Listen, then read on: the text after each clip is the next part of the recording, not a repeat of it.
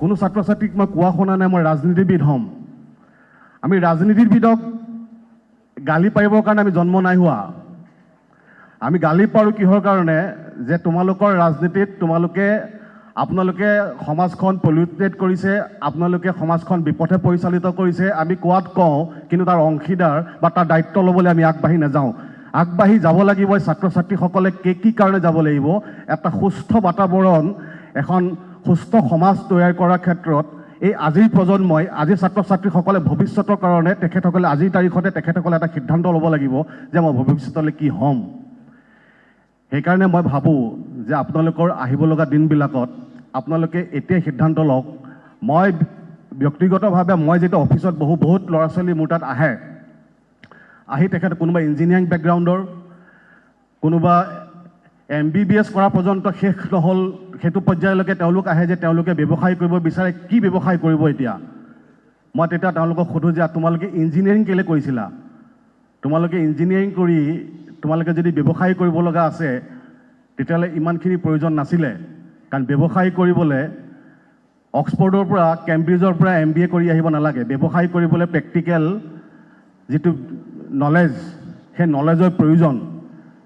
আজি যদি আপোনালোকৰ কোনোবা ব্যৱসায়ী হ'ব বিচাৰে, মই এজন ব্যৱসায়ী হিচাপে কওঁ, ব্যৱসায়ী যদি হ'বলগীয়া থাকে আপোনাৰ জীৱনত আপুনি ধাৰ ল'ব পাৰিব লাগিব, সময়মতে ধাৰ ঘূৰাই দিব পাৰিব লাগিব। আৰু যিটো মানসিক চাপ বুলি কয়, মানসিক চাপ লৈ সেই মানসিক চাপৰ পৰা ওলাই অহা যিখিনি ক্ষমতা, সেই ক্ষমতা আপুনি নিজৰ ব্যক্তিত্বৰ মাজত আপুনি তৈয়াৰ কৰিব পাৰিব লাগিব। তেতিয়া এজন সফল ব্যৱসায়ী হ'ব পাৰিব বুলি মই। আৰু ব্যৱসায়ী হ'বলৈ এনেকুৱা কোনো কথা নাই মোৰ দেউতা কোটি টকা, মোৰ দেউতাৰ সম্পত্তি আছে, তেতিয়াহে মই ব্যৱসায় কৰিব পাৰিম, এইটো মিছা কথা। তাৰ প্ৰমাণ আমি নিজেই। মই একদম মধ্যবিত্ত ঘৰৰ, ডিব্ৰুগড়ৰ চকিডিং উদয়পুৰত মোৰ জন্ম। তৰা দেখা ঘৰৰ পৰা মই আজি গুৱাহাটীত কৰ্মসূত্ৰে মই বসবাস কৰোঁ। তৰা দেখা ঘৰ মানে গম পাইছেনে? খেৰৰ ঘৰ, পানী পৰা ঘৰ। তাৰ পৰা আমি বহুতে কয় ভাষণত, কিন্তু মই কথাখিনি সঁচা নে মিছা আপুনি ডিব্ৰুগড় চকিডিং উদয়পুৰত মোৰ দেউতাৰ নাম প্ৰয়াত থানেশ্বৰ বৰা, আপোনালোকে খবৰ কৰিলে গম পাব। মই যিখিনি কথা কওঁ প্ৰেক্টিকেল কথা কওঁ। কাৰণ কেলৈ মোৰ ভয় খাব লগা নাই? কেলৈ ভয় খাব লগা নাই? মই ৰাজনীতি কৰিব লগা নাই। মই ৰাজনীতি কৰিলে ভয় খাম, মই মানুহক সঁচা কথাটো ক'বলৈ ভয় খাম। মোৰ সঁচা কথাকেইটা কম, কৈ আছোঁ, আপোনালোকে ভাল পালে গ্ৰহণ কৰিব। আৰু ভয় লাগে তাতেই মই সংবাদ মাধ্যমৰ বেকগ্ৰাউণ্ডৰ, যিহেতু আজিৰ তাৰিখত প্ৰতিজন ব্যক্তিয়ে আজিৰ তাৰিখত সাংবাদিক, তেওঁলোকৰ হাতত থকা মোবাইলটোৰ পৰা তেওঁলোক সাংবাদিক। তাতেই সমাজ এখন ঠিক কৰে, তাতে সমাজ এখন শেষ কৰে। আমি ভাষণত কওঁ বজাৰ আমাৰ, পথাৰ আমাৰ, পথাৰলৈ কোনোদিন কাকো মই ওলাই অহা নেদেখিলোঁ। এই ভাষণতে আৰম্ভ, ভাষণতে শেষ।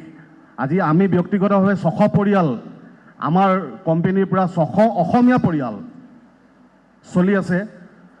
আমাৰ নিজৰ ব্যক্তিগত কনষ্ট্ৰাকশ্যন কোম্পানী আৰু ND24 চেনেলৰ জৰিয়তে 600টা অসমীয়া পৰিয়াল। সেইকাৰণে মই কওঁ যে অৰ্থনৈতিক জাতীয়তাবাদ। আজি মৰাণ ছাত্ৰ সন্থাৰ এই অনুষ্ঠানত আমি আহিছোঁ। যোৱাকালি মটক বিহুত গৈছিলোঁ। মই সেইকাৰণে কওঁ যে এইটো মুঠি, এইকেইটা আঙুলি, এটা আঙুলি যদি ইয়াত আপোনালোকৰ কাৰোবাকে ক্ৰেক হয়, আপুনি হাতখন এই মুঠিটোৰ কোনো কাম নাইকিয়া হৈ যায়। মানে মুঠিটো মানে এইটো হৈছে অসমীয়া জাতি, এইটো হৈছে মৰাণ, এইটো হৈছে মটক, এইটো হৈছে আহোম, এইটো হৈছে ডিমাচা, এইটো হৈছে কাৰ্বি, এইটো হৈছে ৰাভা, এইটো হৈছে মিচিং। তেনেকৈ বিভিন্ন জাতি জনগোষ্ঠীয়ে তৈয়াৰ কৰা এইটো মুঠি, এইটো হৈছে অসমীয়া। আৰু সেই অসমীয়া এটা অন্যতম জনগোষ্ঠী মৰাণ জনগোষ্ঠী। আৰু এই আজি পবিত্ৰ ক্ষণত ছাত্ৰ ছাত্ৰীসকলৰ লগত মোক যেতিয়া প্ৰথম নিমন্ত্ৰণ কৰিছিলে, যিটো অনুষ্ঠান বিদ্যায়তনিক আৰু বৌদ্ধিক, মোতকৈ বহুত ওপৰৰ ছাবজেক্টটোৱে মই ঢুকি নাপাওঁ। এইটো ইমান তত্ত্বগধুৰ। মই ল'ৰা ছোৱালীখিনিক লগ পাম, মই খোলাখুলিকৈ যেনেকৈ কথা পাতোঁ তেনেকৈ কথা পাতিম বুলি আহিছোঁ। মই সেইটো সময়ত মোৰ এডিটৰ ইন চিফ ৰাজদীপ বাইলং বৰাক মই সুধিছোঁ, ৰাজদীপ এইটোতো বৰ সাংঘাতিক এটা বিষয়ত মোক নিমন্ত্ৰণ কৰিছে, বিদ্যায়তনিক আৰু বৌদ্ধিক। মইতো সমল ব্যক্তিও নহয়, মই নিজেই ইয়াত বৌদ্ধিক ল'বলৈ আহিছোঁ। ঋষিদাহঁত আছে, উদ্ধৱ ভালী ডাঙৰীয়াত আছে, ছাৰহঁত আছে, মই নিজেই ইয়াত বৌদ্ধিক ল'ব আহিছোঁ। মই বৌদ্ধিক দিব পৰা মোৰ ক্ষমতা, মই এজন সাধাৰণ ব্যৱসায়ী। মই আপোনালোকক ভৱিষ্যতৰ দিনত যদি ব্যৱসায়িক ক্ষেত্ৰত কিবা যদি প্ৰয়োজন হয়, সেইখিনিত মই আপোনালোকক সহায় কৰিব পাৰিম। কিন্তু মই আপোনালোকক এতিয়াই কৈছোঁ, আপোনালোকে কিন্তু এতিয়াই ঠিক কৰক পঢ়া শেষ কৰাৰ পাছত ঠিক নকৰিব যে মই এতিয়া কি কৰিম। বহুত ল'ৰা ছোৱালীক দেখিছোঁ পঢ়া শেষ কৰাৰ পাছত ঠিক কৰিছে সিদ্ধান্ত। মা দেউতাৰ কষ্ট, মা দেউতাৰ কোনোবাই চাকৰি কৰে, কোনোবাই খুব কষ্টৰে নিজৰ ল'ৰা ছোৱালীক পঢ়োৱাৰ ক্ষেত্ৰত তেখেতসকলৰ যিটো সপোনটো সৰুৰ পৰাই ঠিক কৰি লওক। আৰু মই অনুৰোধ কৰিছোঁ আগতেও, এতিয়াও কৰিম, সাংবাদিক হ'বলৈ আপোনালোকে কিন্তু সিদ্ধান্ত লওক। ভৱিষ্যতৰ দিনত এখন ৰাজ্য সাংবাদিক আৰু ৰাইজৰ সমস্যাখিনিক চৰকাৰৰ প্ৰশাসনৰ ওচৰলৈ লৈ যোৱা যিটো মাধ্যম, সেইটো হৈছে সংবাদ মাধ্যম। আৰু মই এজন সংবাদ মাধ্যমৰ স্বত্বাধিকাৰী হিচাপে মই যদি সেই মাধ্যমটোক, ৰাইজ আৰু প্ৰশাসনৰ মাজৰ মাধ্যমটোক যদি মোৰ ব্যৱসায়িক মাধ্যম হিচাপে মই যদি ব্যৱহাৰ কৰোঁ, মোক এইটো মই অসমীয়া জাতীয়তাবাদী চিন্তাৰ ব্যক্তিটো মোক অসমীয়া ৰাইজে কেতিয়াও ক্ষমা নকৰিব। তেনেকৈ মই ভাবি এই ND24 যেনেকৈ পৰিচালনা কৰিব আগবাঢ়িছোঁ, সেইকাৰণে মই আপোনালোকক মই ভৱিষ্যতৰ দিনৰ কাৰণে এজন সাংবাদিক হোৱাৰ মন ৰাখক। আপোনালোকে আহক। ছোৱালী ভণ্টি মই দেখিছোঁ আজিকালি আমাৰ টিভি নিউজ চেনেলবিলাকত ছোৱালীৰ এংকাৰ ক্ৰাইচিছ আছে। মই আপোনালোকক আজি কৈছোঁ, বেলেগ চেনেলবিলাকে এইটো নাই। মই আমাৰ চেনেলত কটনৰ পৰা আহিলে, ইউনিভাৰ্চিটিৰ পৰা আহিলে, বহুত ইণ্টাৰ্ণশ্বিপ কৰিবলৈ বহুত ল'ৰা ছোৱালী আহে, কিন্তু প্ৰফেশ্যনটোত কোনো ঘূৰি নাহে, খালি চাৰ্টিফিকেটখনৰ কাৰণে আহে। আপোনালোকক অনুৰোধ কৰিম, আপোনালোক আহক, সাংবাদিক হওক, ৰাজনীতিবিদ হওক, ব্যৱসায়ী হওক, কৃষিৰ লগত জড়িত হওক, আপোনালোক উঠি অহা প্ৰজন্ম। আৰু ড্ৰাগছৰ কবলৰ পৰা যদি কোনোবা আপোনালোকৰ দৃষ্টিত ধৰা পৰে, তেখেতক কেনেকৈ সংস্কাৰ কৰিব লাগে তাৰ কাৰণে আপোনালোকে মাৰ বান্ধি থিয় হওক।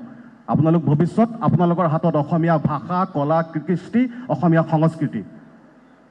নহ'লে আৰু বেছিদিন নাই, অসমীয়া সংস্কৃতি গুৰুজনাও নাইকিয়া হ'ব, ভূপেন দাও নাইকিয়া হ'ব, ৰাঘৱ মৰাণো নাইকিয়া হ'ব, বীৰ চিলাৰাই নাইকিয়া হ'ব, লাচিত বৰফুকন নাইকিয়া হ'ব, সতী সাধনী নাইকিয়া হ'ব, জ্যোতি বিষ্ণু নাইকিয়া হ'ব, ৰসৰাজ লক্ষ্মীনাথ বেজবৰুৱা নাইকিয়া হ'ব, যদি আমি অসমীয়াই, এই প্ৰজন্মই যদি আমাৰ এই পুৰুষসকলক, আমি যদি আমাৰ পূৰ্বজসকলক যদি আমি জীয়াই নাৰাখোঁ, আৰু বেছিদিন নাই পশ্চিমীয়া সংস্কৃতি আপোনাৰ মোৰ দুৱাৰ দলিত। বিশেষ নকওঁ, যিখিনি ক'লোঁ, ভাল ক'লোঁ, বেয়া ক'লোঁ নাজানো, উপস্থিত ইয়াতে যিটো মনত আহিছে তাকে ক'লোঁ। ঋষিদাহঁতে ভাষণ দিব, উদ্ধৱ ডাঙৰীয়াত আছে, ছাৰহঁত আছে, ভাষণ দিব, শুনিম। মোৰ কথা ইমানখিনি। এই সভাখন উদ্বোধন হ'ল বুলি মই ঘোষণা কৰিলোঁ। ধন্যবাদ। জয় আই অসম।